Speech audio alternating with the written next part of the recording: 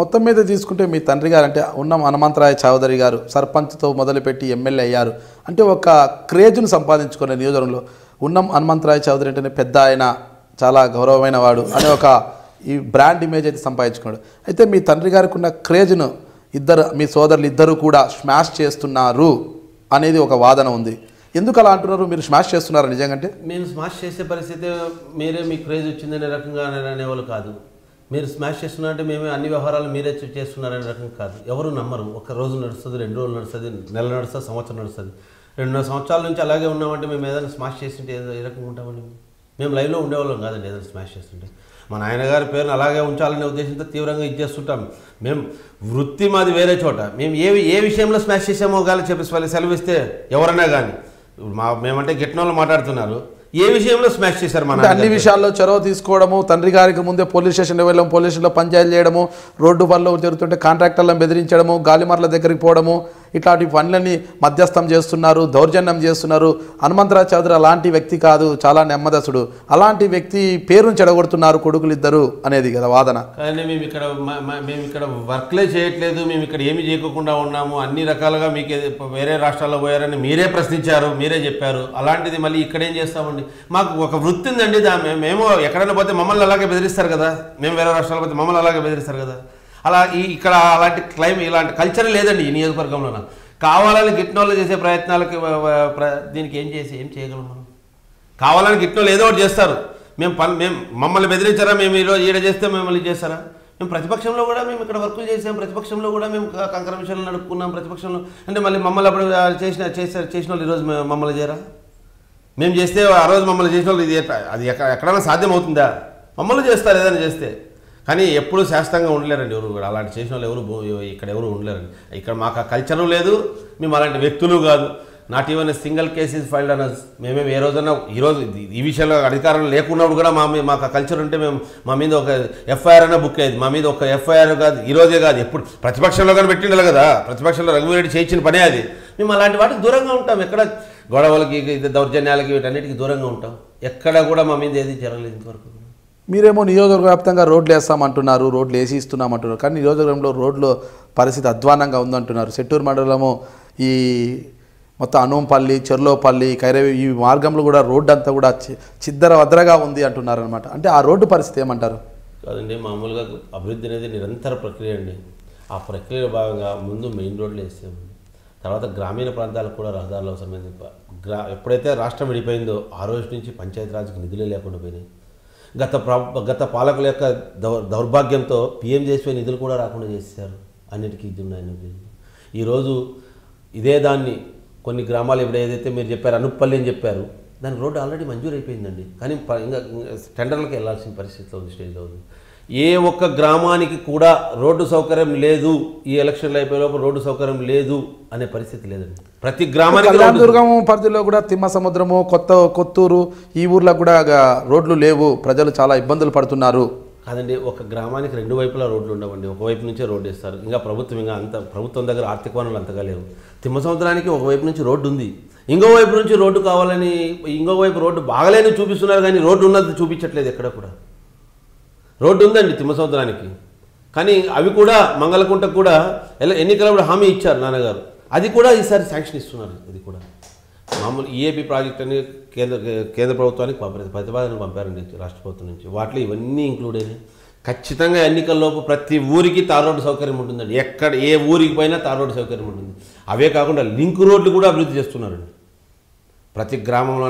గత 5 సంవత్సరాల్లో ఏదైనా గ్రామంలో CC రోడ్డు వేశారంటే 4-5 గ్రామాలు ఉండేవి. ఈరోజు ప్రతి గ్రామంలోనే ప్రతి నెల CC రోడ్డు, ఎక్కడో మూల CC రోడ్డు పని జరుగుతూనే ఉంటుంది. ప్రతి పంచాయతీలో జరుగుతూ ఉంటుంది. ప్రతి చోట ప్రతి దానికి చంద్రబాబు నాయుడు ఆర్థిక వనరులు వినియోగించడంలో NRJSని వాటిని టైప్ చేస్తూ ప్రతి దానికి టైప్ చేస్తూ ఖచ్చితంగా ప్రతి ఊర్లోనే అభివృద్ధి జరుగుతూ ఉంది. రాష్ట్రంలోనే దేశంలోనే NRJS వనరులు వినియోగించుకోవడంలో మన జిల్లా ఎంతో ఇదైంది. దాంట్లో కళ్యాణదుర్గంలో అత్యధికంగా లేబర్ వచ్చి పనిచేసి చేస్తున్నారు. ఇక్కడ మాకు మెటీరియల్ కాంపోనెంట్ ఇలాంటివన్నీ ఎక్కువ వచ్చి మేము NRJSలో రోడ్లు వేయడానికి కానీ వీటన్నిటికీ నిధుల కొరత లేకుండా చేస్తున్నారు. అలాంటి పరిస్థితుల్లో అన్ని గ్రామాల్లోనే సమంగా అభివృద్ధి జరుగుతుంది. కానీ ఎవరో ఆరోపిస్తున్నారు, వాటి కోసం వదిలేయాలా ఇదంతా అనేది ఏం చేయదండి. ఆరోపిస్తే వర్కులు ఎట్లా చేస్తారండి? ఈరోజు quality anybody can come and check. నేను డబ్బు తీసుకుంటే వాడు కాంట్రాక్టర్ ఏం పని చేస్తాడు? వాడు వదిలేస్తాడు. దానిపైన వీళ్ళు ఈరోజు చంద్రబాబు నాయుడు చాలా స్ట్రిక్ట్గా ఉన్నాడు. ఖచ్చితంగా విజిలెన్స్ తనిఖీ జరుగుతుంది, క్వాలిటీ కంట్రోల్ తనిఖీ జరుగుతుంది, ఇంటర్నల్ జరుగుతుంది. ఇన్ని జరిగి ఇంకా డైరెక్ట్ ప్రజలు అవేర్ అయినారండి. ఈరోజు ప్రజలు చెక్ చేస్తున్నారండి క్వాలిటీస్. దాని గురించి ఇంక ఇవన్నీ ఎందుకు వస్తాయండి? ప్రజలే అవేర్ అయిపోయినారు. ఇక్కడంతా ఏంది అలాంటివి ఏం జరగవు. భవిష్యత్తులో రాబోయే రోజుల్లో ఏం జరగవు. ప్రతి ఒక్కరు సెల్ ఫోన్లో తీయడము, మెసేజ్ పెట్టడము, వాట్సాప్ చేయడము, అన్నిటికీ ప్రతి వింగ్కి ఒకటి ఉంది కరెక్ట్గా. ఇంకా అలాంటి పరిస్థితుల్లో కాంట్రాక్టర్లు ఏం చేస్తారు? కానీ అదంతా ఏదో గిట్టని వాళ్ళు చేయడానికి పనికి వస్తుంది తప్పితే, ఆరోపణలు చేయడానికి పనికి వస్తుంది తప్పితే ఇంకా వేరే ఏమీ ఉండదు అసలు. అంటే 2014 ఎన్నికల్లో తిప్పేస్వామిని మీపై ప్రయోగించిన వైఎస్ జగన్మోహన్ రెడ్డి ఈసారి ఉషాశ్రీ చరణ్ను మీపై ప్రయోగించబోతున్నారు. అంటే ఇప్పటి నుండినే వాళ్ళు అంటే హనుమంతరాయ్ చౌదరి కానీ ఆయన కుమారులు చేసే పనులు కానీ క్షుణ్ణంగా పరిశీలిస్తున్నారు. 2019 ఎన్నికల్లో విజయం సాధించడానికి ఇప్పటి నుంచే వాళ్ళు పావులు కదుపుతున్నారు. అంటే 2019 ఎన్నికల్లో ఉషాశ్రీ చరణ్తో మీరు తలపడి గెలవగలం అనుకుంటున్నారా? 100% she's an non local. This is caste based politics అనేసి జగన్ గారు ప్రయత్నం చేస్తున్నారు. క్యాస్ట్ బేస్డ్ పాలిటిక్స్ ఎక్కడ కూడా ఇదేనట్టు ఎక్కడ ఇది లేదండి. అది పక్కా caste based politics. Who is she అండి? ఎవరండి ఆమె? ఈ నియోజకవర్గానికి ఏం సంబంధం అండి? ఏం చేశారండి ఇక్కడ వచ్చి? ఏం అవగాహన ఉందండి నియోజకవర్గం పైన ఆమెకి? డబ్బులు దండిగా ఉన్నాయి కదా, ఇంకే కావాలండి? రాజకీయాల్లో రాణించాలంటే డబ్బులు ఉండాలి. డబ్బులు ఉంటే చాలు, రాజకీయం అదే వస్తుంది. ఆమెతో డబ్బులు దండిగా ఉన్నాయంటే డబ్బులు కుమ్మరిస్తుంది. ఆ కాలం రాజశేఖర రెడ్డి జమానాలోనే ఉందండి. ఇప్పుడు లేదు ఆ పరిస్థితి. మోడీ వచ్చాడు, డబ్బు అనేది దొరకకుండా వాళ్ళకు కూడా డబ్బులు కానీ పుట్టదండి. వాళ్ళకి ఏదైనా అసెట్స్ రూపంలో ఉండొచ్చు. భవిష్యత్తులో మోడీ వచ్చేసాడు, ఎక్కడ డబ్బు అనేది ఉండదండి. ఎన్నికల్లో డబ్బు ప్రభావం ఉండకపోవచ్చు అండి. భవిష్యత్ ఎన్నికల్లో 2019 ఎన్నికల్లోనే డబ్బు ప్రభావం ఉండకపోవచ్చు. 100% ఇప్పుడు ఉండే రకంగా ఇదే రకంగా మోడీ ఉంటే 2019 ఎన్నికల్లో డబ్బు ప్రభావమే లేదు. ఆమె ఏదో రియల్ ఎస్టేట్, బెంగళూరులో భర్త రియల్ ఎస్టేట్ వ్యాపారం చేస్తున్నాడంట. ఇక్కడ వచ్చి ఏదో డబ్బు ఉందని వచ్చేసి అంతా రావచ్చు. ఎవరైనా ప్రజలకు సేవ చేయడానికి ఎవరైనా రావచ్చు. ఏదో ఆశ పెట్టుకొని మేము 2019లో ఇది చేసుకోవడానికి, మళ్ళీ వచ్చి దోచుకోవడానికి, మళ్ళీ చేసుకోవడానికి అనే రకంగా అంటే ఏది కుదరదు. 2014 వరకు రాయదుర్గంలో టీడీపీ అభ్యర్థి కావాలా అని జరిగి 14లో టికెట్ ఇయ్యని పక్షంలో తక్షణం పోయి మళ్ళీ వైఎస్ఆర్ పార్టీలో చేరుతుంటే ఇంకా వాళ్ళ అవకాశవాద రాజకీయాలు అనేసి ప్రజలందరూ గమనిస్తున్నారు. ఇంటింటికి పోయి మేళమూది చెప్పినా కూడా ఆమె మాట వినే పరిస్థితి అయితే కళ్యాణదుర్గ ప్రజలు చాలా వివేకవంతులండి. ఎప్పుడు ఎవరికి ఎట్లా ఓటేయాలో ఖచ్చితంగా ప్రజల అమాయకులైతే కాదు, చాలా ఇంటెలిజెంట్గా ప్రవర్తిస్తారు. అలాంటి వాటిని ఏమీ ఎవ్వరు హర్షించరు. వాళ్ళని వైఎస్ఆర్ పార్టీని అంగీకరించారండి కళ్యాణదుర్గ. ఇక్కడ మాకు సైనికులు ఉన్నారు, తెలుగుదేశం సైనికులు ఉన్నారు ఇక్కడ. వాళ్ళు పోరాడతారు. ఆమె ఎందుకు వచ్చింది అనే దానికి వాళ్ళే పోరాడతారు, కానీ ఎవ్వరు ఏం చెప్పరండి. మీరు చెప్పండి ఎమ్మెల్యే గారు, మీరు చెప్పండి. ఇప్పుడు 2019 ఎన్నికలు వస్తే రఘువీరారెడ్డి తిరిగి కళ్యాణదుర్గం నుంచే పోటీ చేసే అవకాశం ఉందని చెబుతున్నారు. ప్రస్తుతము మీరు అభివృద్ధి చేయడం లేదు, మీ కొడుకులంతా మీ పేరును చెడగొడుతున్నారు. దీంతో ఈ పరిస్థితుల్లో ఇప్పుడు ఎన్నికలు పెట్టిన హనుమంతరాయ చౌదరిపై రఘువీరారెడ్డి సునాయాసంగా గెలుస్తాడు అని కాంగ్రెస్ పార్టీ వాదులు అంటున్నారు. మీరేమంటారు దాన్ని? అది పూర్తిగా అబద్ధము. హనుమంతరాయ చౌదరి యాక్టివ్గా ఉంటాడు, నెంబర్ 1. నెంబర్ 2, వాళ్ళు చేసినటువంటి ఆరోపణలు ఎవరు నేను ఒప్పుకునేవాడు కాదు. నా పరిస్థితి ఏమంటే నా డ్యూటీలకు ఎవరు అడ్డం వచ్చినా కూడా ఆఖరికి నేను ఇట్లా చేయబట్టుకున్నా కూడా ఒప్పుకునేవాడు కాదు. అటువంటి పరిస్థితిలో ఉన్నటువంటి మెయింటైన్ చేస్తున్న వ్యక్తి. నా కొడుకులు చెప్పినా కూడా ఎవరు కూడా ఇక్కడ ఏడ కాంట్రాక్ట్ చేయొద్దని.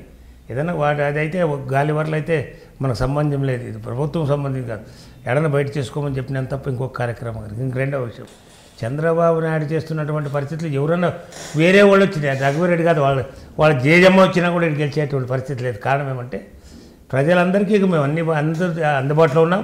ప్రతి ఒక్క యాక్టివిటీకి వెళ్తాం. రుణమాఫీ నేను తీసుకుపోయిన ఫైల్స్ ఎవరన్నా క్లియర్ చేయించాను చూసినప్పుడు నేను ఖచ్చితంగా అన్ని క్లియర్ చేయించేసాను. రుణమాఫీ ఫైల్, అదేవిధంగా పెన్షన్లు అన్నీ కూడా ఆన్లైన్లో ఇక్కడ మండల ఆఫీసులో కాకుండా మేము పార్టీ ఆఫీస్లో కూడా ఎక్కిస్తున్నాం. కావాల్సిన పెన్షన్లు అందిస్తున్నాం, రుణమాఫీ అందిస్తున్నాం, అన్ని కార్యక్రమాలు మేము అందిస్తున్నాం. డ్వాక్రా మహిళలు కానీ అన్నీ కూడా చంద్రబాబు నాయుడు చేసినట్టు ఎవరు చేస్తారు? నీకు అది ఆలోచన చేయాలి కదా. రుణమాఫీనే కాదు, ఆఖరికి ఇన్పుట్ సబ్సిడీ కూడా పెద్ద మొత్తంలో ఇప్పించాను కదా. అన్నీ చేసిన తర్వాత వాళ్ళ ఇంటికి వేరే వాళ్ళకి ఓటేస్తారని మీరు కాదు ఎట్లా అనుకుంటున్నారు? అంటే రఘువీరారెడ్డి వస్తే అభివృద్ధి మరింత జరుగుతుంది, మరో రైల్వే స్టేషన్ వస్తుంది. అట్లా దానికి రైల్వే స్టేషన్కి ఏం అక్కర్లేదు, రైల్వే స్టేషన్ కాదు. అన్నీ అభివృద్ధి కావాలంటే రఘువీరారెడ్డి ఎత్తి వాళ్ళకట్లా ఆవిడకట్లా పరిమాణంలో పైపులు వేసి నీళ్ళు లేకుండా చేస్తాడని కానీ, ఆవిడకట్ల సన్నకాలతో 12 మూటలు కాకుండా 4 మూటలు తవ్వేటువంటి 4 మూటలు పట్టేటువంటి కాలువ తవ్వుతారు. దాన్ని అన్నీ కూడా మేము సెటిల్ చేస్తున్నాం కాబట్టి మాకే పట్టం కడతారు. కానీ రఘువీరారెడ్డి కట్టే పరిస్థితి లేదు. ఆయనకు వచ్చినటువంటి అవకాశాన్ని ఎందుకు దుర్వినియోగం చేశాడో ఆలోచించుకోవాలి. నేడు అది ఎవరై చేశానో ఎవరైనా అభివృద్ధి నిరంతర ప్రక్రియ అని చెప్తున్నాడు ఇంతవరకు. నిజమే, అన్ని గ్రామాలకు వేయాల్సిందే. 70 ఏళ్ళు అయింది స్వాతంత్రం వచ్చి. అవన్నీ ఇంతవరకు మరి 70 ఏళ్ళలో మేము వచ్చి 15-20 ఏళ్ళు మేము ఉండొచ్చు. వాళ్ళు 50 ఏళ్ళు ఎలా చేయలేదు, అది కూడా చేయలేదు కదా, అట్లా కూడా చేయలేదు కదా. మేమంతా కూడా దాని మీద దృష్టి పెట్టాము కాబట్టి ఇవన్నీ చేస్తున్నాము. అది కూడా చెప్తున్నాను. ఇంకోటి, ఎక్కడ అవినీతి జరగకూడదని 100% నమ్మేటువంటి వ్యక్తి నేను. కారణం ఏమంటే గతంలో నేను కూడా ఆరా కాంట్రాక్టర్ ఉండే. కాకపోతే చంద్రబాబు నాయుడు ఒక పిలిపించాడు. ఆనాడు పిలిపిస్తే ఆనాడే ఖచ్చితంగా నేను పిలుపు వదులుకున్నాను. అప్పుడు ఉన్నటువంటి నాతో పాటు ఉన్నటువంటి వాళ్ళు ఇప్పుడు పెద్ద కాంట్రాక్టర్ అయిపోయినారు. మా బాధాన్ని ఉన్నాడు. నా మాత్రం ఆయనకి 5 పైసలు ఉంటే నేను కూడా నాకు 5 పైసలు ఉంటాయి. అయినా కూడా నేను వదులుకున్నా అంటే వదులుకున్నాను. అట్లా ఎవరైనా కానీ చంద్రబాబు నాయుడు ఏం చెప్తే అది కార్యక్రమం చేసేవాడు. కానీ అటువంటి కాకుండా ఇంకో కార్యక్రమం నేను ఒప్పుకున్నటువంటి వాడిని కాదు. చంద్రబాబు నాయుడు రుణమాఫీ కానీ, డాక్రా రుణమాఫీ కానీ, ఇన్పుట్ సబ్సిడీ కానీ, పెన్షన్ 200 1000 రూపాయల పెన్షన్ కానీ, ఇవన్నీ అందరికీ ఎంతమందికి చేస్తున్నాడు? అవన్నీ కూడా మీరు ఎట్లా అనుకుంటున్నారు? 310 కోట్లు దాదాపు ఈ నియోజకవర్గానికి వచ్చింది. ఒక అట్ ఏ టైం ఇప్పటికే ప్రతి గ్రామానికి పోయినా కూడా 50-60 మంది ఒకేసారి 50,000 రుణమాఫీ అయిన. నేను ఎమ్మెల్యే ఉన్నం హనుమంతరాయ చౌదరిని. మీరు హై డ్రీమ్ మీడియా చూస్తున్నారు.